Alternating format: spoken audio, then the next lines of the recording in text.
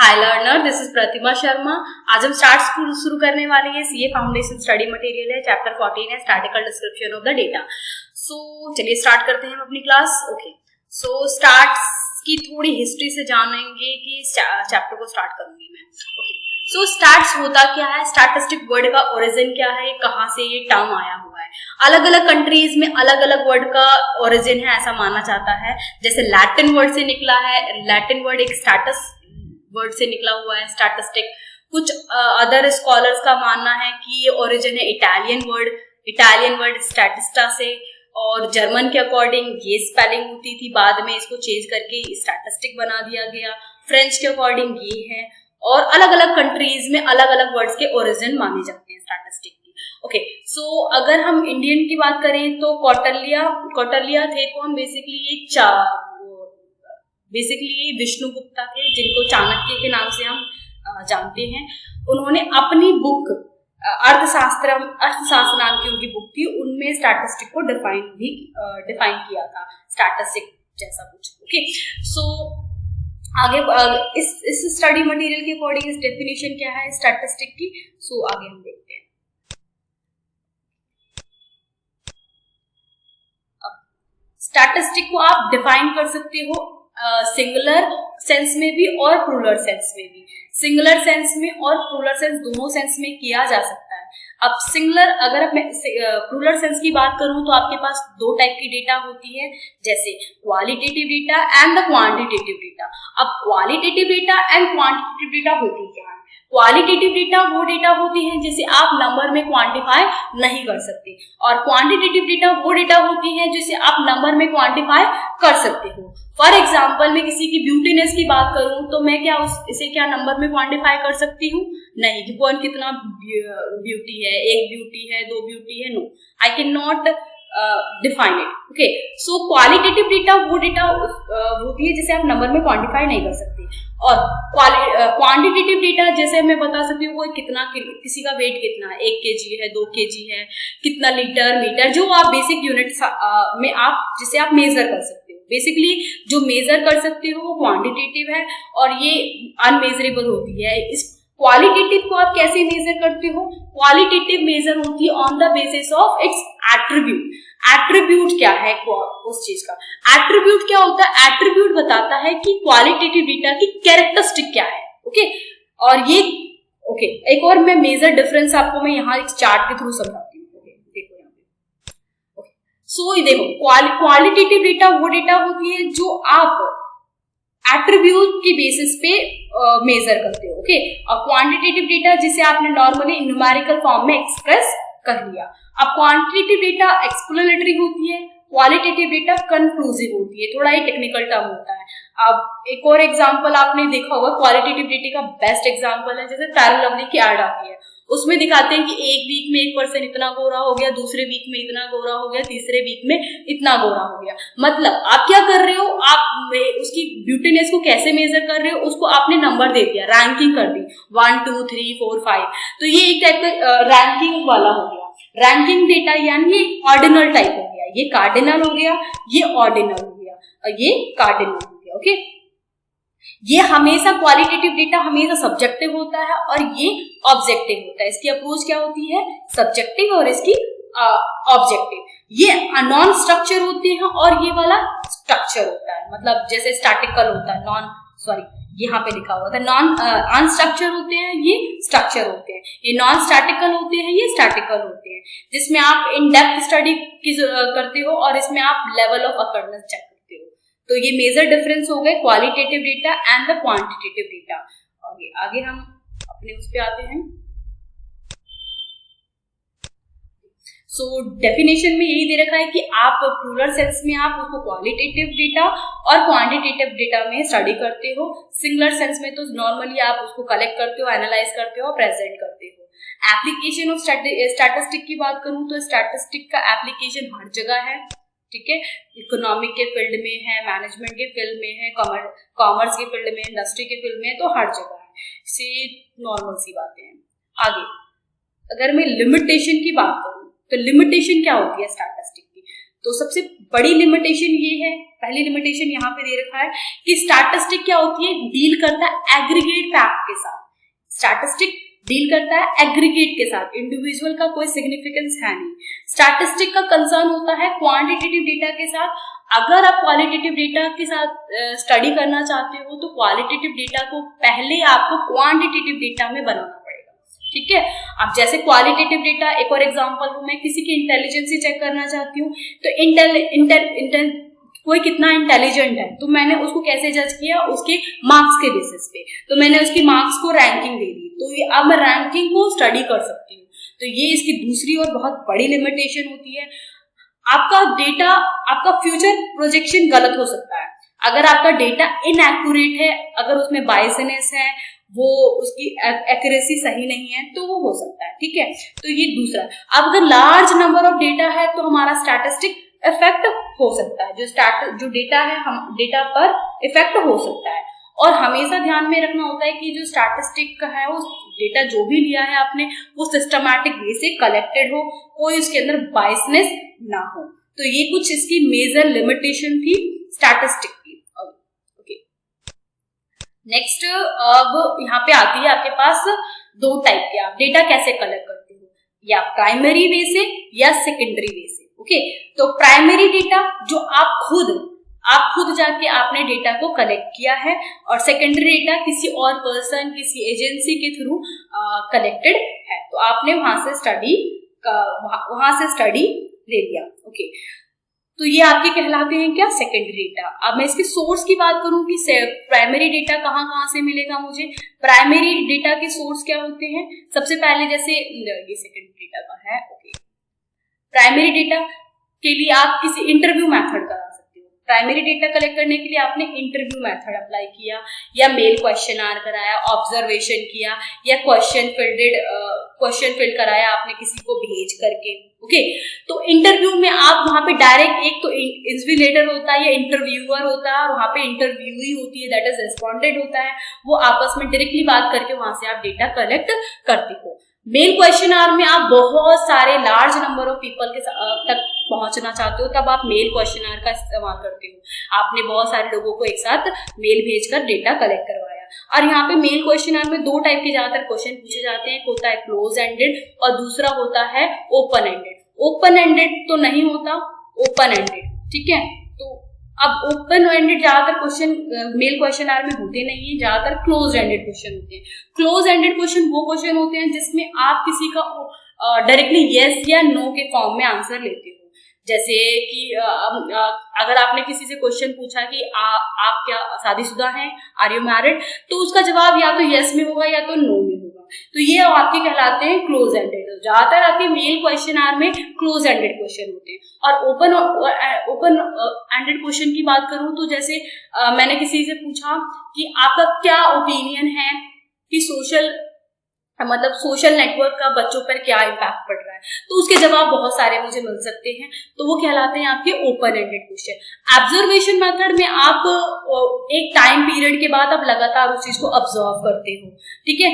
अब जैसे आपने क्वेश्चनर फॉर्म फिल करवाया और आपने किसी को भेज करके वो डेटा कलेक्ट करवाया। अब ज्यादातर आप फॉर्म देखोगे तो फॉर्म में आपके क्लोज एंडेड क्वेश्चन होते हैं। ओके, सो ये आपके सोर्सेस हो गए।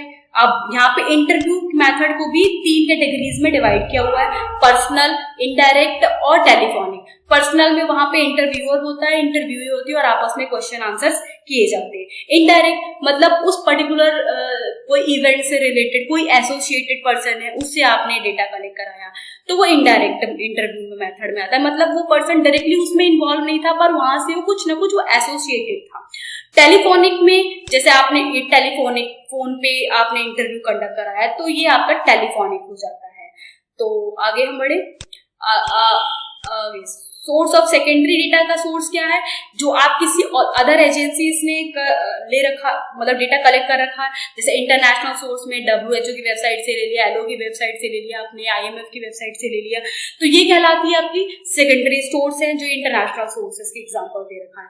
अब गवर्नमेंट एजेंसीज की आप कोई भी स्टैटिस्टिकल डेटा उठाते हो, जैसे food ministry of food and agriculture है, कोई ऐसे एग्जांपल, कोई प्राइवेट है या फिर कोई क्वाजी गवर्नमेंट सोर्सेज से आपने पिकअप किया है, अनपब्लिश सोर्स से आपने डेटा लिया है, तो ये आपकी सेकेंडरी डेटा होती हैं जो ऑलरेडी कोई एजेंसी किसी पर्सन के थ्रू लिया हुआ होता है। ठीक है, अब स्क्रूनिटी ऑफ डेटा कैसे? अब स्क्रूनिटी ऑफ डेटा करने के लिए आपके पास कोई हार्ड एंड फास्ट रूल है नहीं, आपका खुद का प्रेजेंस ऑफ माइंड, आपकी इंटेलिजेंसी, कितना पेशेंस के साथ आपने डेटा कलेक्ट किया है, आप किस आपका ये इससे आप स्क्रूनिटी कर सकते हो। मतलब कोई डेटा कितना एक्यूरेट है उसके लिए आप, कोई रूल तो नहीं है, बस आप डेटा आप देखोगे कि डेटा बायस फ्री हो, उसमें बायसनेस ना हो और सिस्टमैटिक वे से हो, मतलब कोई अपनी ओपिनियन, पर्सनल ओपिनियन ना हो, तो ये कहलाती है आपकी स्क्रूनिटी ऑफ डेटा।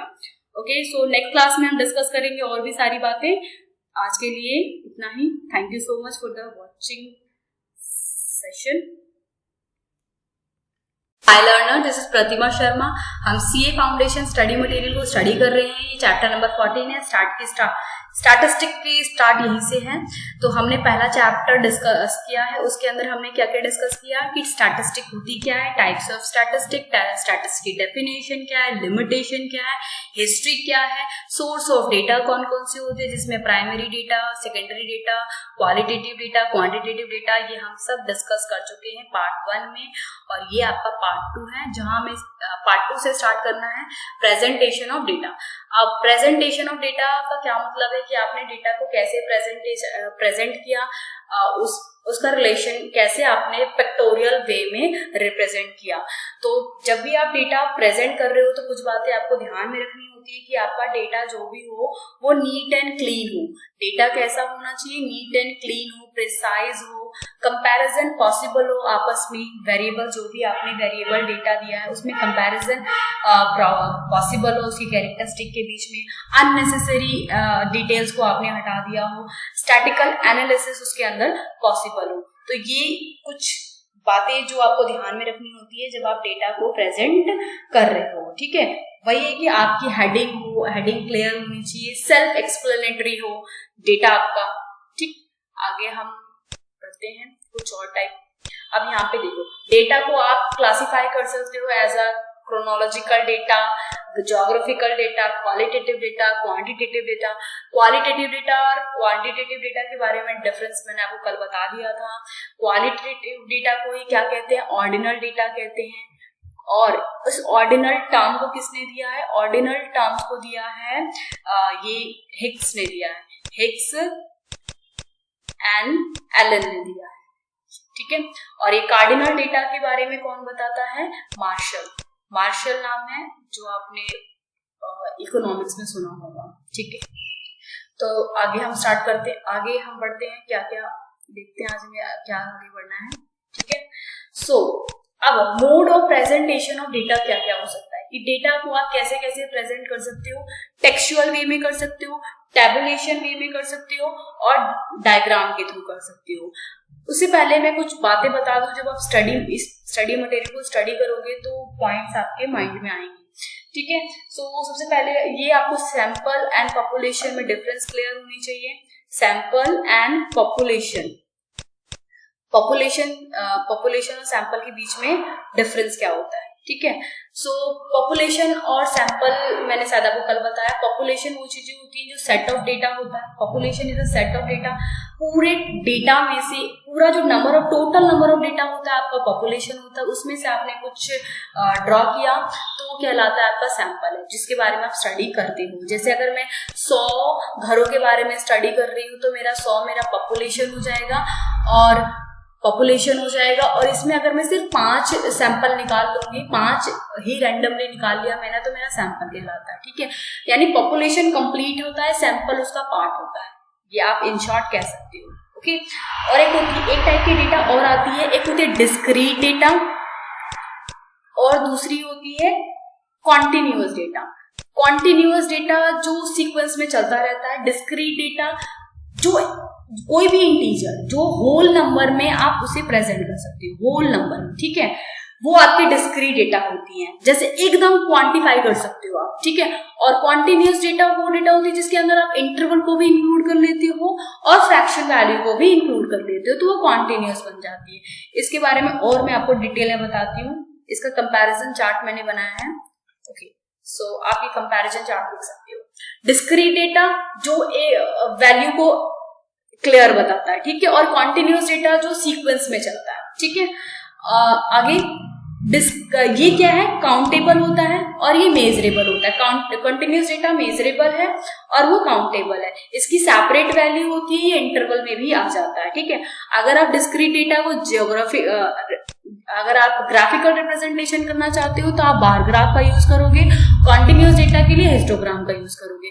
टैबुलेशन वे में ये अनग्रुप्ड फ्रीक्वेंसी डिस्ट्रीब्यूशन में आता है और ग्रुप्ड फ्रीक्वेंसी कॉन्टिन्यूस आता है ग्रुप्ड फ्रीक्वेंसी में। अब ये वाला वर्ड जानना जरूरी है कि म्यूचुअली इंक्लूसिव क्या होती है और म्यूचुअली एक्सक्लूसिव क्या होती है। म्यूचुअली इंक्लूसिव और म्यूचुअली एक्सक्लूसिव, अब इसके बारे में बताते हैं।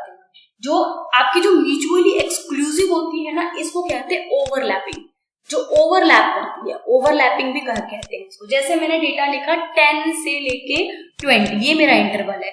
नेक्स्ट मेरा 20 से लेके 30, मतलब ये ओवरलैप कर रहा है ना, तो ये एक्सक्लूसिव है।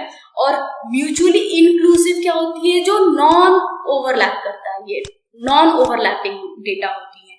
जैसे अगर मैंने लिया 0 से 9 ले लिया, फिर मैंने 10 से 19 ले लिया, 20 से 29 ले लिया, तो ये क्या हो गया, नॉन ओवरलैपिंग हो गया। तो आप इसको ऐसे याद रख सकते हो, एक्सक्लूसिव जिसके अंदर आप जो दोनों इंटरवल की जो एंडिंग होती है वो, मतलब इसका एंड दूसरे के लिए बिगिनिंग बनता है, तो एक्सक्लूसिव हो जाती है ये। इंक्लूसिव में नॉन ओवरलैपिंग होता है, ठीक है। तो ये डेटा, ये वाले टर्म आपको जब स्टडी मटेरियल को स्टडी करोगे तो देखने को मिलेगा। आगे अब ये अपने वापस हम उस पीडीएफ पे आते हैं, okay. So presentation of data, जैसे टेक्सचुअल प्रेजेंटेशन क्या होती है, टेक्सचुअल प्रेजेंटेशन के बारे में जानते हैं। टेक्सचुअल प्रेजेंटेशन, जैसे टेक्सचुअल प्रेजेंटेशन जिसमें आपने डेटा को ऐसा कहानी वे में लिख दिया, जैसे कि 2019 में 10,000 बच्चे इस दिल्ली में स्कूल जाते थे, अब 2020 में 20,000 बच्चे दिल्ली में स्कूल जाते हैं। उसमें मतलब ये हो गया ना कि आपने सारे डेटा को एज अ स्टोरी बना के लिखा। जैसे इसमें एग्जाम्पल भी दे रखा है कि 2019 में इतने लोग यहाँ पे फैक्ट्री काम करते थे, इस एग्जाम्पल को पढ़ लीजिएगा। तो टेक्सचुअल प्रेजेंटेशन में पूरी डेटा को एज आप स्टोरी रिप्रेजेंट करते हो, ओके। सो आगे नेक्स्ट आता है आपका टेबुलेशन, जिसमें आप डेटा को टेबल के फॉर्म में रिप्रेजेंट करते हो, ठीक है।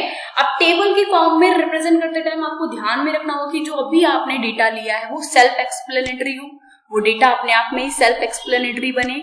और आपने जो डिवाइड किया है कॉलम एंड रॉज को, तो ये जो कॉलम है, ये जो रॉज है, इसको आपने इतना ज्यादा ना डिवाइड किया, ओवर क्राउडेड ना हो, ठीक है। अब ये स्टब क्या चीज होता है, स्टब जैसे सपोज मैं ये टेबल बना रही हूँ, ठीक है, ये टेबल बना रही हूँ, इसके अंदर ये मेरी मेन हेड है, फिर इसके अंदर मैंने गर्ल लिखा, यहाँ पे बॉय लिखा, फिर इसकी डिटेल लिख रही हूँ, तो ये हो गया स्टब है, स्टब इसे कहते हैं स्टब, ठीक है। और डेटा जो वो लेंदी नहीं हो, मतलब इतना हो कि वेल बैलेंस्ड हो, कि आप ज्यादा ना बड़ा कर रहे हो ना ज्यादा छोटा कर रहे हो, वेल बैलेंस हो। डेटा को आपने अरेंज इस प्रकार किया हो कि उसमें आप आसानी से कंपैरिजन कर सकते हो, ठीक है। तो ये कुछ बातें हैं ध्यान में रखने वाली बात, जो जब आप डेटा को टेबुलेशन फॉर्म में रिप्रेजेंट कर रहे हो, ओके। सो देखो यहाँ पे एग्जांपल भी दे रखा है कि ये जो मेंबर ऑफ टीयू है, नॉन मेंबर है, टोटल मेंबर है, ये भी चीजें। अब हम ऐसा करते क्यों है, सबसे पहली बात क्वेश्चन आना चाहिए कि डेटा बनाने से पहले हम ऐसा करते क्यों, उसके फायदे क्या है। उसके फायदे ये होते हैं कि फैसिलिटेट करता है कि आसानी से आप रो और कॉलम को स्टडी कर सकते हो, रो और कॉलम के बीच में आप स्टडी कर सकते हो आसानी से। उसमें आपको जब भी मतलब ये जो कॉम्प्लिकेटेड डेटा होती हैं उसको आप आसानी से टेबुलेशन वे में रिप्रेजेंट करते हो, तो उसमें पढ़ना आसान हो जाता है। डायग्राम के थ्रू रिप्रेजेंट होना चाहिए हमेशा जब भी आप टेबुलेशन वे में प्रेजेंट कर रहे हो। सो विदाउट टेबुलेशन पॉसिबल नहीं होगा। तो ये सब चीजें जनरल सी बातें हैं जो आप सबको पता हो, होपफुली आप सबको पता होगा, ठीक है। अब आगे बात करते हैं आप जब डायग्राम के थ्रू रिप्रेजेंट करते हो तो इसमें कई सारे टाइप के डायग्राम्स हैं जो आपने +2 +1 बचपन से पढ़ते आ रहे हो। लाइन डायग्राम हिस्टोरियोग्राम में, या बार डायग्राम या पाई चार्ट में होता है।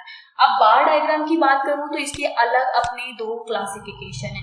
लाइन डायग्राम में तो सिंपल सी आपके पास जो भी डेटा होता है वो आप पॉइंट पॉइंट में लिखते हो, फिर आपस में इनको ऐसे मिला देते हो, तो लाइन डायग्राम बन जाता है। ठीक है, आगे ये अब बार डायग्राम के बारे में जानना जरूरी है। बार डायग्राम में 2 क्लासिफिकेशन है, एक है हॉरिजॉन्टल और दूसरा होता है वर्टिकल। Horizontal and vertical.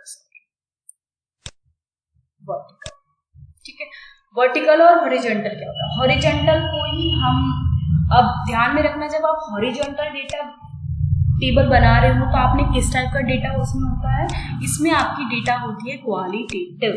इसमें कैसा डेटा होता है? क्वालिटेटिव। जबकि वर्टिकल में कौन से टाइप की डेटा होती है आपकी? क्वांटिटेटिव। वर्टिकल में क्वांटिटेटिव होती है। ठीक है, पाई चार्ट के बारे में तो बताती हूँ आगे। ओके, सिंपल सा लाइन डायग्राम का एग्जांपल यहाँ देखिए। लाइन डायग्राम स्क्रॉल डाउन कर रही हूँ। जैसे ये लाइन डायग्राम हो गया, ये सिंपल सा आपने इसे वर्टिकल बार चार्ट के थ्रू लाइन डायग्राम में रिप्रेजेंट कर दिया। फिर ये बार के थ्रू बता रखा है, ये डबल मल्टीपल हो गया। ओके, मल्टीपल बार डायग्राम हो गया। फिर ये अब पाई चार्ट को रिप्रेजेंट करने से पहले आपको सेंट्रल एंगल निकालना पड़ता है।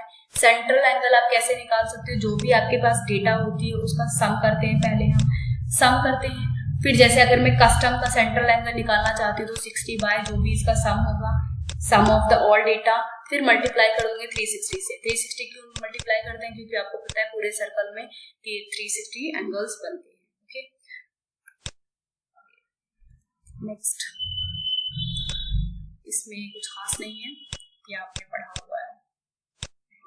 देखो सेंट्रल एंगल है। अब डेटा बनाते टाइम आपको ये ध्यान में रखना होगा कि जो आपने सिंबल्स दिए हैं वो क्लियर हो, कंसाइज हो, कि रीडर आराम से देख पाए और समझ पाए। ओके, फ्रीक्वेंसी डिस्ट्रीब्यूशन की बात करूं तो फ्रीक्वेंसी में बहुत सारी चीजें आती हैं, जैसे ये थोड़ा लंबा पड़ जाता है। फ्रीक्वेंसी डिस्ट्रीब्यूशन जो आप नॉर्मली 11th क्लास और 12th क्लास में पढ़ चुके हो, जैसे फ्रीक्वेंसी में टेली बार आ जाता है, टेली मार्किंग के थ्रू दिखाना और क्लास इंटरवल के थ्रू बताना। ठीक है, तो ये फ्रीक्वेंसी डिस्ट्रीब्यूशन होता है। मेरे को जो इसमें इम्पोर्टेंट है वो आपको बताना है, वो यहाँ देखिए। मोड, मीन, मोड, मीडियम को रिप्रेजेंट करते हैं। इसके अंदर एक टर्म आती है, ये वाले सिंपल से बार ग्राफ है। फ्रीक्वेंसी कर्व जो आपने अभी तक नहीं पढ़ा होगा, अगर +2 के बाद आप ये स्टार्ट से पढ़ रहे हो तो, एक होता है बेल शेप्ड कर्व और होता है यू शेप्ड कर्व और जे शेप्ड। ये फ्रीक्वेंसी कर्व है। ये कर्व समझाना बहुत जरूरी है, क्योंकि अगर अभी आप बाकी के और सीरीज जो PDF आएंगी उसमें आपको देखने को मिलेगा। बेल शेप कुछ इस टाइप का होता है। ये हमारा एक्स एक्सिस, ये वाई एक्सिस है। ठीक है, ये एक्स होता है, ये वाई होता है। बेल शेप कुछ इस टाइप बनता है। ओके, मैं आपको डायरेक्टली इसी PDF के अंदर लेके जाती हूँ। बेल शेप,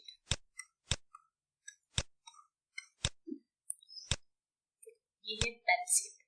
ओके, इसमें बहुत सारी बातें होती हैं। पूरे स्टार्ट अगर आप स्टडी करोगे ना तो पूरा स्टार्ट का आधे से ज्यादा ना इसी पे अटका हुआ है। ठीक है, बेल शेप की खासियत ये है कि जो है ना कभी भी एक्स एक्सिस या वाई एक्सिस को कभी टच नहीं करता।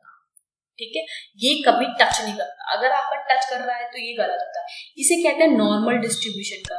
ये नॉर्मली डिस्ट्रीब्यूटेड होता है। ठीक है, और यहाँ पे 2 चीजें होती है। यहाँ पे अगर इसमें डिवाइड करूं तो यहाँ पे आपका तीनों बराबर होता है। जो आपने सेंट्रल टेंडेंसी पढ़ी है, मीन बराबर होता है यहाँ पे मोड के, और मीन, मोड, मीडियन तीनों चीजें बराबर होती है, यानी तीनों M जो है ना यहाँ पे बराबर होते हैं। Normal distribution. अब ये चीजें जो है ना बेल है, ये कभी मैंने बताई ये एक्स एक्सिस को कभी टच नहीं करते, ना ही वाई एक्सिस को कभी टच करते हैं। इस फीचर को कहते हैं कि ये क्या है, ये जो लाइन है ना एसिम्प्टोटिक है टू द एक्स एक्सिस। इसे क्या कहेंगे? एसिम्प्टोटिक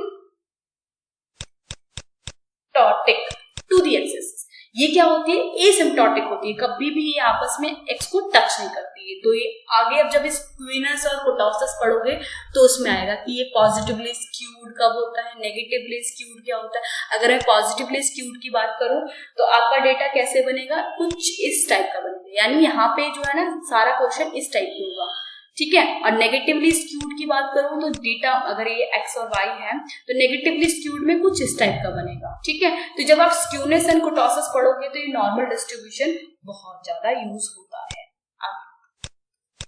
नेक्स्ट आता है ये यू शेप। जो यू शेप है उसकी स्टार्टिंग क्या होती है कि एक्सट्रीमली हाई है, एक्सट्रीमली हाई के बाद ये डाउन होता है, फिर ये अपवर्ड होता है, ठीक है। तो ये यू शेप्ड का है, U shaped. And now J shape. J shape की स्टार्टिंग क्या होती है, स्टार्टिंग लोअर से होता है, फिर ये at the end to high peak पर पहुंचता है, तो ये जे शेप की है। तो ये कर्व है जो इंपॉर्टेंट होती है। और ये जो क्या है कि क्लाउड बाउंड्री मिक्स्ड है, कभी ये ऊपर जा रहा है, कभी डाउन जा रहा है, कभी मतलब ये है कि अभी लो है, फिर हाई, फिर लो, फिर हाई, मतलब इसमें सारे टाइप के कर्व की स्टडी हो जाती है, ठीक है। तो इस तरह से मोटा मोटा आपका ये पूरा पीडीएफ खत्म करा दिए। जब आप इसके समरी में जाओगे तो मैंने सब बता दिया आपको, लाइन डायग्राम, बार डायग्राम, पाई चार्ट वगैरह, डिस्ट्रीब्यूशन वेरिएबल का, फ्रीक्वेंसी डिस्ट्रीब्यूशन, ठीक है। So thank you for watching.